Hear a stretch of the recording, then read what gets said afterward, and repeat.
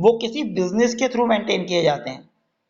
कोई भी बिजनेस अगर करता है तो वही अपने अकाउंट मेंटेन करेगा, फैमिली मेंटेन नहीं करता। अब हाउस वाइफ है, हाउस वाइफ ने अगर सपोज करो जेंट्स ने अपनी वाइफ को पैसे दिए 5-10 हज़ार, तो अकाउंट मेंटेन नहीं, वो छोटा मोटा अपने कागज में लिख सकते कि हाँ खर्चा हुआ, लेकिन वो अकाउंट मेंटेन नहीं करती। हमेशा अकाउंट कौन मेंटेन करता है? बिजनेस। ठीक है। अब इसमें टर्म्स आती हैं। अगर हम बात करते हैं, एक्स एक पर्सन है और वो अपनी एक गारमेंट की कंपनी, कपड़ों की कंपनी स्टार्ट करता है, फैक्ट्री बनाता है, जिसे नाम देता है वो एक्स लिमिटेड। उसने कंपनी स्टार्ट करी। तो ये जो एक्स है, जो इस बिजनेस का मालिक है, जिसे हम ऑनर कहते हैं, ये जो ऑनर है वो अपने बिजनेस में पैसा लगाएगा, तभी तो बिजनेस स्टार्ट होगा। मैं इसमें सोचा मैं कपड़ों की फैक्ट्री फैक्ट्री बनाऊंगा, फैक्ट्री डालूंगा, उससे माल बनाऊंगा, बेचूंगा, प्रॉफिट कमाऊंगा।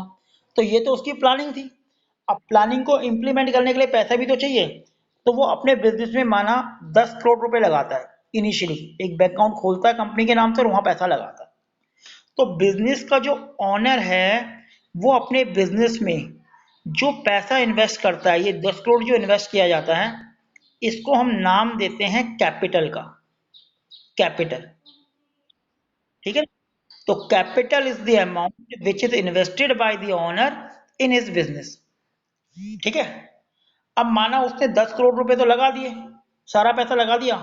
सपोज करो इसका बेटा मेडिकल करना चाहता है, डॉक्टर बनना चाहता है, इसे 50 लाख की जरूरत पड़ गई। तो इसने क्या करा, यहां से इस बैंक खाते से पैसा निकाला और अपने बेटे की फीस भर दी 50 लाख रुपए, 50 लाख। बैंक से अपने उससे निकाला खाता, किससे? कंपनी के अकाउंट से, और अपने बेटे की फीस भर दी। तो ये जो 50 लाख रुपए से निकाले कंपनी के अकाउंट से, इसको हम नाम देते हैं ड्राइंग का, ड्राइंग। ये टर्म्स याद रखो। तो इसका मतलब बिजनेस का मालिक जब बिजनेस पैसा लगाता है तो ये कहलाती है कैपिटल। और वही पैसा अगर कुछ पैसा निकाल के वो पर्सनल यूज करता है, बेटे की फीस भरी, तो क्या यूज हो गया? पर्सनल यूज हो गया।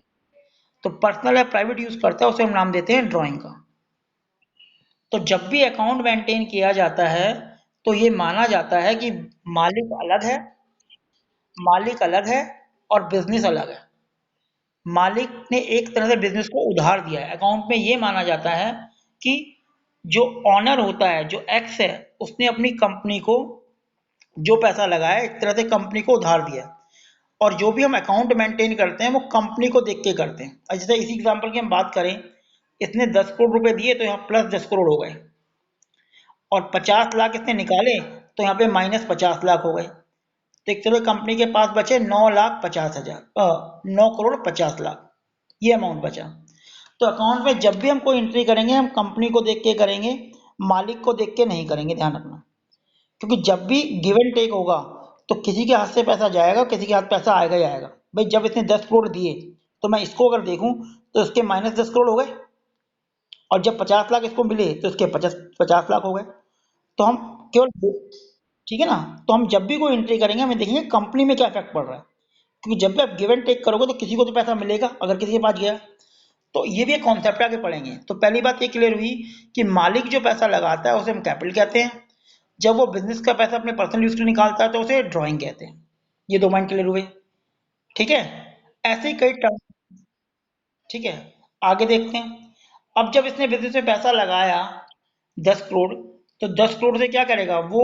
अपने बिजनेस को चलाने के लिए कुछ चीजें खरीदेगा, जैसे कहीं जमीन खरीदेगा, लैंड एंड बिल्डिंग, उसमें बिल्डिंग बनाएगा।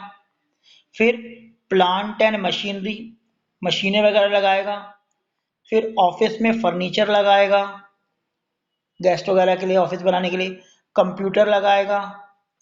माल की सप्लाई के लिए मे भी हो सकता है ट्रक परचेज कर ले, गाड़ियां परचेज कर ले। तो ये सारी चीजें इस अमाउंट से परचेज करेगा। तो जो भी वो चीजें परचेज करता है बिजनेस को चलाने के लिए, उसको हम नाम देते हैं एसेट्स का, एसेट्स। एसेट्स वो चीजें होती हैं जो बिजनेस को चलाने के लिए जरूरी होती हैं और कंपनी की अपनी प्रॉपर्टी होती है, ओन प्रॉपर्टी होती है, उसको हम एसेट्स कहते हैं। अब इन चीजों के बगैर मेरा बिजनेस रन नहीं कर सकता। पैसा तो मैंने लगा दिया। अब एक बात और निकल के आती है कि भाई जब मैंने सारी चीजें खरीदी तो मेरा पैसा यहां पे खत्म हो गया। मतलब मेरे 10 लाख रुपए यहाँ पे खत्म हो गए जो मेरी कैपिटल लगाई थी इन 3 चीजों को खरीदने के लिए। और बाकी कंप्यूटर और ट्रक के लिए मैंने बैंक से लोन ले लिया। लोन लिया मैंने बैंक से। तो बैंक से अगर मैंने लोन लिया, तो अगर आउटसाइडर से आप लोन लेते हो तो उसको हम नाम देते हैं लाइबिलिटीज का। लाइबिलिटीज। ठीक है।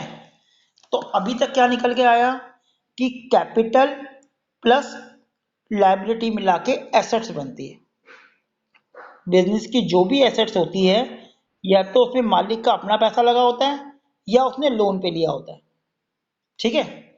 तो एक इक्वेशन निकल के आई। एक इक्वेशन निकल के आई आपकी कि